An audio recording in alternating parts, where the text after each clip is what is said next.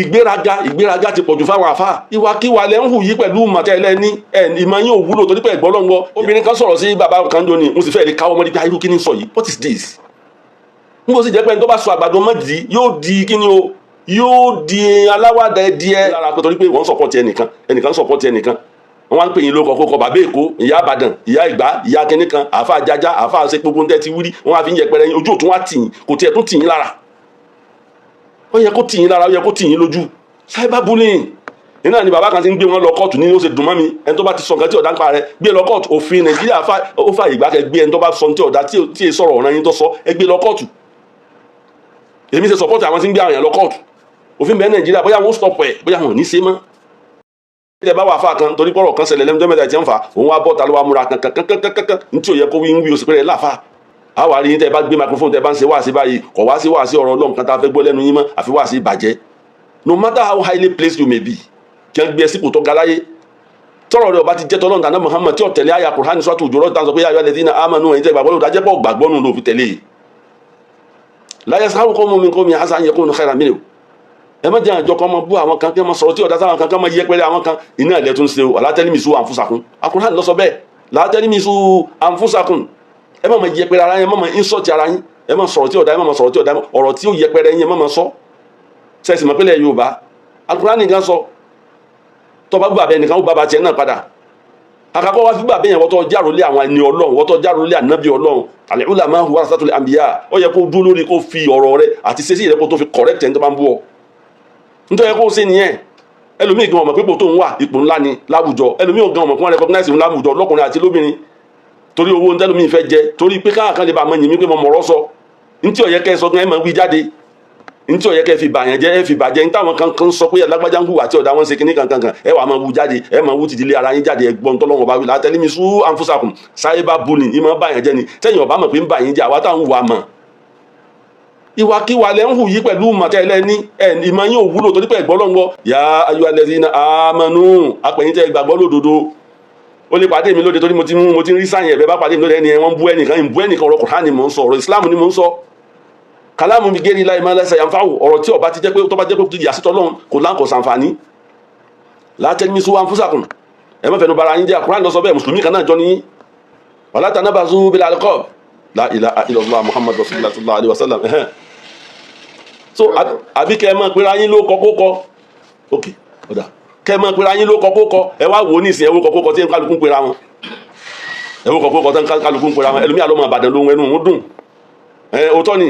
bẹ́ẹ̀ bá bú ọmọ Ìbàdàn wọn ní ọmọ Ìbàdàn tí ó bá lè sọ̀rọ̀ wọn ní kí ni wọ́n lọ́ọ́ máa lè ní wọ́n lọ gbé wá ń bì kan ní lóòótọ́ ọmọ Ìbàdàn ni ẹ àmọ́ sí ọ̀rọ̀ tó ń sọ sọ́jẹ́ mọ́tọ́ Ọlọ́run tọ́lọ́ ní kúlí ní ìbádí yakunu lẹ́tí àṣánù ẹ sọ fáwọn ẹrú sì mi kí wọ́n sọ tó bá dá jáde lẹ́nu ẹ wo ẹlòmíà máa pera wọn ló kọ́kọ́ ẹlòmíì náà tó ń gbé kó òun náà tó mú tiẹ̀ yóò tó fi kún yóò tó sọ̀rọ̀ tí ọ̀dà ń pa ẹni èyí tó ń gbé bóyá Ìlọrin ní gbé ni bóyá Ẹ̀gbá ní gbé ni bóyá Èkó bóyá Òṣogbo ní gbé ni òun náà tó gbé tiẹ̀ jáde ìkó tiẹ̀ wà múra kankan ní o máa sọ̀sọ̀ ọ̀rọ̀ ẹ máa wá wò pé sílẹ̀ ìlọpọlọ báyìí ẹ máa wá wò pé sílẹ̀ ìgbà Ọlọ́run gbọ́ báyìí ẹ máa wá wò pé sílẹ̀ yìí tiẹ̀ tẹ̀lé Al-Qur'an sọ tẹ̀lé tàbí Muhammad báyìí ilẹ̀yìn àfa àtẹ̀ ń sọpọ́tì wọn ẹ dákun ẹ bá wọn sọ̀rọ̀ tí wọ́n bá sì láwọn ò ní gbọ́ tó àfi wọn lẹ̀ náà ni ṣùgbọ́n àmọ́ sọ̀rọ̀ Ọlọ́run fún ẹ bá ṣe ń sọ yìí fẹ́ni tó bá rò kó láǹfààní la talmisu anfusakum ẹ má yẹpẹrẹ ara yín ẹni tí ó yẹ wọn yẹpẹrẹ nípò tó wà ipò ọlá wọn sì yẹpẹrẹ rẹ wọn fẹnu ya aṣọ mọ́ lára ẹ má lè ní o àwọn ọmọ kéékèèké ń kọ ìtàn kalẹ̀ o ẹ má wo kọ́mẹ̀ntì tí ń kọ àwọn kan ń bu yín àwọn kan ń bu àwọn tí ń bu yín tí ń kọkọ púpọ̀ síbẹ̀ wọ́n ń pè yín lóko tí ọ̀dà wọn á pẹ́ lómi ní ajá àdúgbò kan wọn á pẹ́ lómi ní ajájá wọn á pẹ́ lómi látàǹpàkù wọn á pẹ́ lómi ní rádaràdán ọ̀rọ̀ ẹ̀yin sì ló ní mímọ̀ ẹ̀yin lẹnu yín tó lẹ̀ láwùjọ irú àwọn táwọn ọmọ kéwú tó yín nísìn kó tí la fẹ́ ṣe bóyá torí owó tẹ̀ ń rí àbí torí owó tẹ̀ ń rí mi kí ní kan láwọn ọmọ tì í síra yín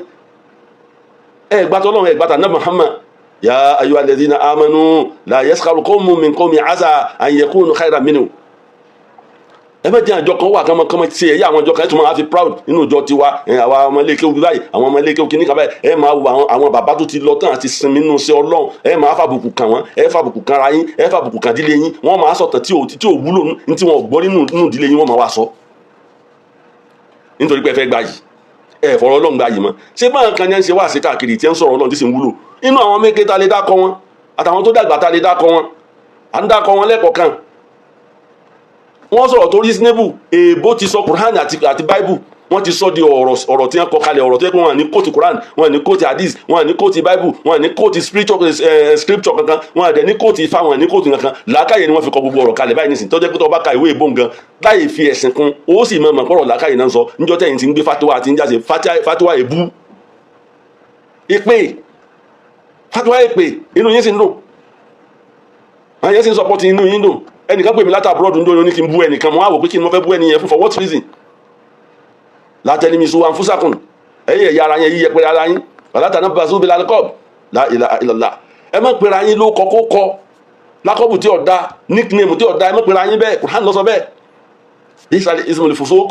ba'da al-iman Al-Qur'an ni mo bá yín sọ yìí bọ́ bá pàdé mi lóde mọ́tì mi ó ti mọ́ mi lára pé torí pé wọ́n sọ̀pọ̀tì ẹnìkan sọ̀pọ̀tì ẹnìkan wọ́n wá ń pè yín ló kọ́kọ́ bàbá èkó ìyá àbàdàn ìyá ìgbà ìyá kẹ́nìkan àfa àjájá àfa àṣẹ gbogbo tẹ́ ti wírí wọ́n wá fi ń yẹpẹrẹ yín ojú òtún wá tì yín kò tiẹ̀ tún tì yín lára ó yẹ kó tì yín lára ó yẹ kó tì yín lójú ìmọ̀kọ́ nìyẹn ìmọ̀kọ́ lẹ gbé jáde yẹn ó ti takotọ́ lọ́hùn takotọ́ náà Muhammad sallallahu alayhi wa sallam bíyìí sàlẹ̀ ismul fusuq ba'da al-iman lẹ́yìn ìgbà tẹ́ sọ pé nígbàgbọ́ òdodo ní kí la fẹ́ fi mọ̀ tíra ń bẹ́ẹ̀ wà máa pẹ́ èmi ń ka tíra tẹ́ ń ká ò sàǹfààní fáyé kò sàǹfààní ẹ̀yìn gan ò sàǹfààní fáyé kò sápẹ̀rẹ̀ pé sàǹfààní kankan fáyé ààrí tẹ́ ẹ bá sọ̀rọ̀ tó da tí ó wúlò fáwọn tí ń bọ̀ lẹ́yìn ọ̀la àwọn ọmọ yìí ni tó dáa fẹ́ gbọ́ wà sí yìí ni àwọn làwọn ọmọ kéwì yìí nìsín ṣùgbọ́n nǹkan Qur'an tí ṣe Ibrahim ní káwọn ọmọ kan gbogbo báyìí a sì fi ń lògbèsè ayé wa níbo lẹ́yìn wá wà ẹ jókòó sáyé ipò ọlá wọ́n mọ̀ yín láwùjọ pé èèyàn ọlá nìyí tọ́ bá jóbìnrin tó ti ń ṣe wá sí káàkiri tí wọ́n ti mẹ́ ó ṣe jókòó sípò ọlá ipò àná Muhammad yẹn ó ṣe jókòó sípò àyè àwọn ẹni Ọlọ́run yẹn bọ́ bá ń ròyìn bàbá rẹ pé ẹni Ọlọ́run yẹn ó ṣe jókòó sáyé bàbá rẹ nìkan ọmọ jẹ́ ẹni Ọlọ́run bẹ́ẹ̀ kó ronú pé wọ́n ti gbé kíní foundation kankalẹ̀ foundation yẹn kó build lé lójú ọ̀nà Ọlọ́run ọ̀rọ̀ tí ó yẹ kán gbọ́ lẹ́nu rẹ̀ wọ́n gbọ́ kul ibadi yakunu lati yahsanu sọ fáwọn ẹrú sèmi ká máa sọ̀rọ̀ tó dájá lé Al-Qur'an ló sọ bẹ́ẹ̀ ẹ lè fi gbésí ayé yín ọ̀rọ̀ ẹnu yẹn lè fi tún nǹkan ṣe ẹ lè fi tún nǹkan ṣe ya ayyuhal ladhina amanu taqullaha wa qulu qawlan sadida yuslih lakum a'malakum ẹ máa sọ̀rọ̀ tó dájá lẹ́nu àwọn Ọlọ́run ọba kíni àtúnṣe yín ṣe wa yaghfir lakum dhunubakum gbogbo ẹ̀ṣẹ̀ tẹ́ ti ṣẹ̀ yá wà parẹ́ ẹwẹ eléyìí ní ìsìn tí ń sọ bí tó ti ní ẹni látẹ́lẹ́mì sọ àǹfùsàkùn àlátàná bazubil alqab tí mẹ́nu sọ́tò Hujurat ẹ mọ̀ yẹpẹrẹ ara yẹn sì mọ̀ pẹ̀rẹ ayé lóko tó kọ bí ìsàlẹ̀ ismul fusuq ba'da al-iman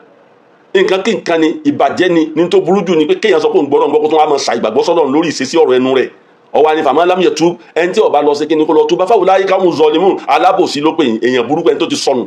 ní tí Kùránì sọ nìyẹn lọ wò ó sọ́tò Hujurat chapter 14 verse 11 lọ wò ó faman lam yatub fa ulaika humu zalimun ẹwọ́n tó fi bẹ̀rẹ̀ yá ayyuhal ladhina amanu ẹni tó gbàgbọ́ lódodo Kùránì ní bá yín sọ̀rọ̀ kìí ṣe kàbírù níbo la fẹ́ sọ yìí dá níbo la fẹ́ sọ yìí dá àwẹ̀ ní ń bọ̀ lọ́nà yìí nìsín gbogbo problem ló wà lórílẹ̀‐èdè yìí tó yẹ kẹ́ sọ̀rọ̀ sí ọ̀rọ̀ ìdílé ọwọ́ àánú àwọn ọ̀rọ̀ táwọn tá a bá ń dàpọ̀ àwọn tí ń sọ láwọn nínú ọjọ́ orí ẹlòmíì bó ṣe kéré tó ẹ máa gbọ́ ọ̀rọ̀ tẹ́ ẹ̀ ní fẹ́ kọ́ dákẹ́ mọ́ nínú àwọn èèyàn ẹlòmíì bẹ tó dàgbàlagbà náà ẹ̀yin ṣe ẹlòmíì ṣe wá jẹ́ ò sáwà sọ pàdàgbà mọ́ dànù lẹ́lòmíì ni níjọ́ tó ti ń bàgbé sí ayé bọ̀ ó ṣẹ̀ṣẹ̀ wá mọ́ ẹ̀ǹgéjì ní nǹkan tí ó máa ba ẹbí rẹ jẹ́ nǹkan tí ó máa ba ìbí rẹ jẹ́ ní tí ó máa ba ilé rẹ jẹ́ ní tí ó ba ẹ̀sìn rẹ jẹ́ ní tí ó ba ní tó gbé lọ́wọ́ jẹ́ ìwà mùmínì ò sí lọ́wọ́ yín Ànábì Muhammad sallallahu alayhi wa sallam ìwà lọ́lọ́run sọ ló fi ròyìn Ànábì Muhammad ìwà náà lọ́lọ́run dẹ̀ dákọ̀ jù ní Al-Qur'an ẹ lọ́wọ́ Suratul Kahf bàbá wa kan Sheikh Atani al-Kitab Sheikh Abdulrazak Atani al-Kitab mo wà ní mòlúdì kan ní weekend lọ́dọ̀ àbáyẹrẹ fún bẹ́ẹ̀ Sheikh Atani ní ẹ pèsè pẹ̀kọ́ wá sí wá sí ní tí wọ́n gbọ́ rí bí wọ́n ṣe tú Suratul Kahf nípa Ànábì Musa àti Khidiru tí wọ́n jọ rìnrìn àjò ń gbọ́ kéèyàn ó tú báwọn rí ibẹ̀ mo ti mọ̀ pé sẹ́ẹ̀rẹ̀ ni kókónú téèyàn ó ṣe bàbá òhùwárí ìyá òhùwárí láti fi ran ọmọ lọ́wọ́ fíjọ rẹ̀ Sheikh Abdulrazak Atani al-Kitab ó farabalẹ̀ tú àwọn ọ̀rọ̀ tẹ́ ẹ̀ mọ̀ fáfáà ní sọ̀rọ̀ yìí kìí ṣe kìkì kéwú nìkan kìí ṣe pé wọ́n mọ kàn kó tíra sílé nìkan níwọ̀n ìgbà tí àbàmá yẹn fi ṣe wá sí ní yèrèfù ní alẹ́ sátọ̀ ní ìdajì Sunday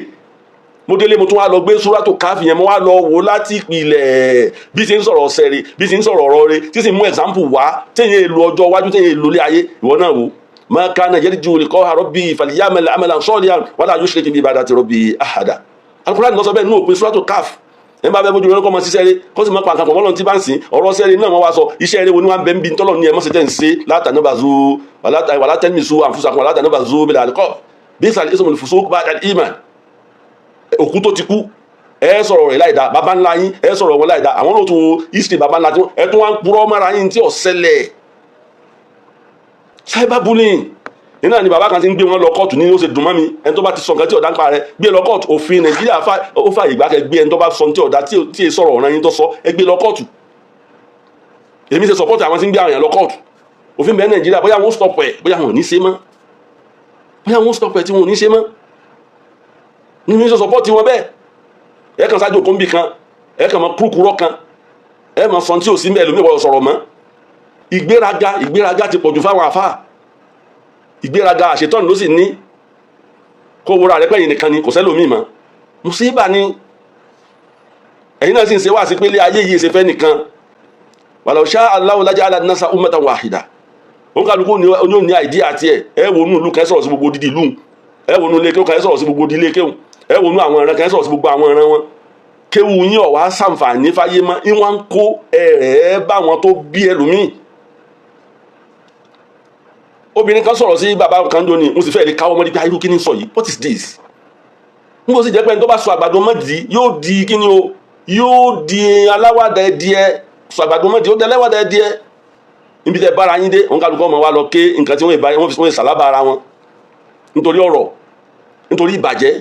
láyé sárúkọ mọ́ mi kọ́ mi haza àyẹ̀kọ́ khairan minhu ẹ̀sìn mi kí ni ìyẹn tẹ̀lé ọlọ́run ọ̀rọ̀ ọlọ́run la fi ń bá yín sọ̀rọ̀ yìí àwa tá a mọ̀ kéwú wọ́n bẹ́ẹ̀ nu Qur'an ẹjẹ́ ni ọlọ́run ẹjẹ́ ni tí ó tẹ̀lé àwọn ẹni ọlọ́run ya alimuddin ya man qudwatul bashar ẹ̀yin bá nàbà Muhammad dada a pè ẹ̀yin onímọ̀ ya man qudwatul bashar ẹ̀yin tó jẹ́ wípé ní ẹ̀yin lẹ́ẹ̀ máa fi máa yín tẹ́ máa fi tọ́ ọmọ ẹ̀dá èèyàn tẹ́ máa fi tọ́ wa sọ́nà tó jẹ́ pé sẹ́yìn ni kẹ́ fi máa yín tọ́ wa sọ́nà la tutfi nura fi qalbi ẹ̀rí ẹ má pa iná tí ń bẹ nú ọkàn ẹ má pa ìmọ́lẹ̀ ọlọ́run tí ń bẹ nú ọkàn yín ẹ̀rí wala tujrihil athar la ilaha illallah ẹ sì má da ọgbẹ́ kalẹ̀ tó jẹ́ pé tẹ́ ẹ bá da alẹ̀ tán apá yín ò ní ka ọgbẹ́ ẹ̀ ń dọ́gbẹ́ sínú ilé yín ẹ̀ tó ń dọ́gbẹ́ sí fámìlì mi nú ọ̀rọ̀ ẹnu yín kalimatuka mizan ọ̀rọ̀ yín la ilaha illallah ẹjọ́ balance ọ̀rọ̀ yín ẹ̀yin onímọ̀ ọ̀rọ̀ yín ó balance tó bá ti kó mímọ̀ bá ní lóòótọ́ fàázàn à ń tẹ̀mí ilà bíhà ẹ má jẹ́ kí ọ̀rọ̀ yín kó dá ìbàjẹ́ lẹ̀ láwùjọ kó má jẹ́ pé ọ̀rọ̀ yín yóò bà nǹkan jẹ́ láwùjọ yóò wá dúró lórí pé ẹ dúró déédéé pẹ̀lú ọlọ́run fasulmu fi qawli yurdi wà tó ti fi nura al-basar ẹ̀rí nǹkan báwọn ṣe ẹ̀rọ burúkú tẹ̀ ń sọ jáde ń bà nǹkan jẹ́ ni ó sì ń pa ìmọ́lẹ̀ rírí ẹ̀jẹ̀ arẹwà ìsìláàmù lára yín mọ́ ẹwà ìsìláàmù sí lára yín mọ́ àǹtàlímù támánù ala ilmi ẹ̀yin onímọ̀ ẹ̀ẹ̀mọ̀ ni ẹjẹ́ ara yín létí ìntọ́lọ̀ ń gbélé yín lọ́wọ́ ní ìmọ̀ àǹtàlímù támánù ala ilmi ìmọ̀ lọ́lọ́run ló gbélé yín lọ́wọ́ ìmọ̀ ní ẹfẹ́ ká orí ìmọ̀lẹ̀ jòkó sí ibẹ̀ lẹ́wà ala olùkìn òun náà ni ìmọ̀ yín iná lẹ́fi tún ìwà gbogbo ọmọ ẹ̀dá sí ala huda ìmọ̀ yín náà ni ó tọ́ èèyàn sí kí ní sójú ọ̀nà ìmọ̀ tọ́lọ̀ ń fún yín ni ó tọ́ èèyàn àfáà sójú ọ̀nà ní ọmọ tó àwa tá a mọ kéwù àwọn ìlú lé ọ̀tọ̀ sójú ọ̀nà máa umiru illa liya'budullaha mukhlisina lahu-d-din ẹjọ́ ọ̀rọ̀ yín ọjẹ́ ní tí ọmọ tó yàn sójú ọ̀nà orí ibẹ̀ ní kẹ́ tó sí fàkẹ́fà tó sì ibi lisani kí ló tẹ̀ ń fi ẹnu ba tẹ̀ ń lu ẹnu yín lòkulò fàkẹ́fà tó sí ibi lisani kí ló tẹ̀ ń lu ẹnu yín lòkulò tẹ̀ ń fẹnu balẹ̀ jẹ́ tẹ̀ ń si ẹnu yín lò wàtẹ́sìràù ṣáòkà dọ́ra kí ló dé tọ́jà wípé ní ẹ̀gún ńlẹ̀ fi ń gúnra yín ẹ̀ ń fẹnu yín ẹ̀ sọ́ di ẹ̀gún ẹ̀ fi ń gún àwọn èèyàn ẹ̀ ń fẹnu gúnra yín ẹ̀ fi ń gún ìdílé yín ẹ̀ fi ń gún bí tẹ́ jòkó sí kí ló dé tẹ̀ fi ń ṣe bẹ́ẹ̀ la ilaha illallah muhammadu rasulullah sallallahu alayhi wa sallam àtànàmọ́rò náàrù bullying kẹ́ ẹ máa bára yín jẹ́ iná ni wàsíbáàbò sáàmù gádìrì la ilaha illallah sẹ́yìn rí kẹ́ ẹ máa yín sọ̀tì ara yín tẹ̀ ń bára yín jẹ́ tẹ̀ ń ba ọmọlúwàbí yín jẹ́ ọfà kan lẹ́ ń ta máwọn èèyàn ọfà tí ọ̀dá ni ọfà ìbàjẹ́ ni fàlà tẹkùn lèṣàrúre àwọn náà ẹ má jẹ́ tí ọmọ ara àṣetánì lọ́wọ́ ẹ má ra burú lọ́wọ́ wàlá alikọ́lbì káàsìrì la ilaha illallah ẹ má jẹ́ tí ọmọ bá ọkàn àwọn èèyàn jẹ́ pẹ̀lú sọ̀rọ̀ yín tí wọ́n wá wò yín pé ṣé báwọn ilé ìpé onímọ̀ ni wọ́n láwọn mọ́kéwò látẹ̀tún na sóòè bí kò wá nìka la ilaha illallah ẹ má máa ronú tí ọ̀dá sọmọ ìyá yín inú ẹ̀sìn ẹ dàpọ̀ ẹ̀yọ́ onímọ̀ ẹ̀sìn mi gbogbo ń tẹ̀ ń ṣe yìí fàyín nàbà dàtà nà ìsmù ẹ lọ mọ̀ ẹsẹ̀ ní àbájídá tẹ̀ ń dá síra yín tẹ̀ ń sọ̀rọ̀ tí ọ̀dá síra yín tẹ̀ ń bára yín jẹ́ ìkọ́dà la ilaha illallah alqalbu wa yu'aqqiru al-fikr wa yu'aqqiru al-fikra la ilaha illallah muhammad rasulullah sallallahu alayhi wa sallam. Ìbàjẹ́ yìí pọ̀, ìbàjẹ́ yìí ti pọ̀ jù, ẹ má balẹ̀ jẹ́ mọ́, ẹ dákun ìmọ̀tẹ́ ní ẹ fi tó nǹkan ṣe. wala tatajaza ala nas, ẹ má ma sọ́ra yín mọ́, ẹ má ma sọ àwọn èèyàn káàkiri. fasaka fi'lu yufsidu limuwaddat wa yuz'ilu an-nara li khatara. ẹ má bínú ẹ̀yọ́ ní kéwú bí n bá ṣe wí náà ní ẹrù wọn má kéwú tó yín. gbogbo tẹ́ ń ṣe yìí tẹ́ ń sọ́ra yín, tẹ́ ń wí tí ọ̀dá ń pa ara yín, tẹ́ ń bara yín jẹ́ yìí, nǹkan tí ọ̀dá ni ọlọ́run ọbọ̀ fẹ́ ń tẹ́ ń fi ń ṣe yìí, ẹ fi ń bá àwùjọ jẹ́ ni. wa yuz'ilu an-nara li khatara, bẹ́ẹ̀ náà ni lẹ fi ń taná ewu kalẹ̀ sáwùjọ. ẹ dákun tó rà nàbà Muhammad wa iyyaka wal ghaiba wa iyyaka wal ghibata fa iya aklu lahmi ahika mayitan. sẹ́ẹ̀rì ẹ sọ́ra fún bàjẹ́ tẹ̀ ń ṣe fúnra yín tẹ̀ ń sọ̀rọ̀ yín lẹ́yìn. ó dàbí ẹni pé ń jẹun ọmọ ara yín níbi Al-Qur'ani ṣe sọ ọ̀sàkàṣe ayálékún lè báṣà ẹ̀rí nǹkan báwọn. nǹkan tẹ̀ ń ṣe ẹ fi ń ba ìgbésí ayé ọmọlàkejì jẹ́ ni, ẹ fi ń ba ìgbésí ayé àwọn èèyàn tẹ́ ẹ fi ń ba jẹ́ nínú àwùjọ. faman yatubu ila Allahi yajid rahmatahu, ẹni tó bá wá kọ̀ tó lóun ò ní ṣe túbá lọ sọ́dọ̀ Ọlọ́run kò ní ríkẹ́ Ọlọ́run. ẹ̀yin tẹ̀ ń búra yín, ẹ̀yin tẹ̀ ń fi kéwú búra yín, ẹ̀yin tẹ̀ ń fi mọ̀ tẹ̀ fi ń sọ̀rọ̀ síra yín, tẹ̀ ń bàdílé ara yín jẹ́ sọ́ra. wa yaslamu min azabi wa min su'il qadar. ẹ̀rí abẹ̀yìn tó yà nàbà Muhammad ẹ lọ wá foríjì lọ́dọ̀ Ọlọ́run kọ́lọ̀ lè bá yọ inú yà àti nǹkan tí ọ̀dà tó lè ṣẹlẹ̀ sí yín lẹ́yìn ọ̀la lórí gbogbo tẹ́ ń ṣe. tasakkar waqufaka gada bayna yaday man khalaqa al-bashar. ẹ lọ sọ́ra ẹ rántí o ìdúró yín lọ́la níwájú Ọlọ́run ọba yín tó dá yín, ọba tó dá yín sí ayé. yusahiluka an kulli kalimatin an kulli athar, tí ọmọ bí yín léèrè ọ̀rọ̀ kọ̀ọ̀kan tẹ́ ẹ bá sọ tọ́lọ́ ọmọ béèrè lọ́wọ́ yín tí ó sì mọ tírèsì ẹ̀ pé njọba ìwí báyìí. fakun rahima, abẹ̀yìn ẹ̀yin onímọ̀ ẹ jẹ́ ni tí ó jẹ́ pé kẹlẹ́ jẹ́ láàrin àwùjọ. wakun nasihan, ẹ jẹ́ ni tí ó mọ fún wa nímọ̀ràn tó dáa láwùjọ. wakun linuri manara, ẹ jẹ́ ìmọ́lẹ̀ tí ó tàn sí gbogbo wa. wala taj'al al-ilma silahan, ẹ má jẹ́ kí mo di nǹkan tẹ́ mọ̀ fi tafa kó di nǹkan jà kọ́mọ jẹ́ bẹ́ẹ̀. bal ij'alu hitra zahar, ẹ sọ di òórùn fúláwà tí ó sàǹfààní fún gbogbo àgbáyé. abẹ̀yìn torí Ọlọ́run ibi tá a dúró sí rè ìtẹ́ bẹ́pọ̀n bàbá yín tó, ìtẹ́ bẹ́pọ̀n bàbá yìí tó, ìtẹ́ múra kankan tẹ́lẹ̀ mi Ọlọ́run gbìjà tí ọmọ wíwí kú wí tó. ìwọ náà ronú fámìlì rẹ nítorí àná Muhammad, ronú ara rẹ. ọ̀hún wíwí kú wọ́n ti ń wíwí kú wí sí wọn náà, ẹlẹ́nìkan obìnrin kan ń ṣe sìnà, ìwọ náà gan wọ́n ti ń sọ pé wọn náà ṣe ń tí ọ̀dà. ẹ wá ń bara yín jẹ́ òwò dignity, òwò n tó gbé dání Al-Qur'ani Karim, òwò pé àná Muhammad ló gbé dání, òwò pé àná Muhammad lọ tẹ̀lé. ipò tẹ́ wá ipò pé kí nǹkan ọmọ lọ síwájú ní Islam ẹ̀yin là ń wò, ẹ̀yin táwa ń wò lẹ́ wá ń yẹpẹrẹ ara yín pẹ̀lú ọ̀rọ̀ ẹnu yín. bẹ́ẹ̀ ṣe ń wí sí yẹn wọ́n ń wí sẹ́yìn náà padà, ṣé nǹkan rẹ wá nù tí gbogbo yẹn wá ń wò yín níwò tí ọ̀dà, níwò tí ọ̀sápọ̀nlé ń bẹ̀.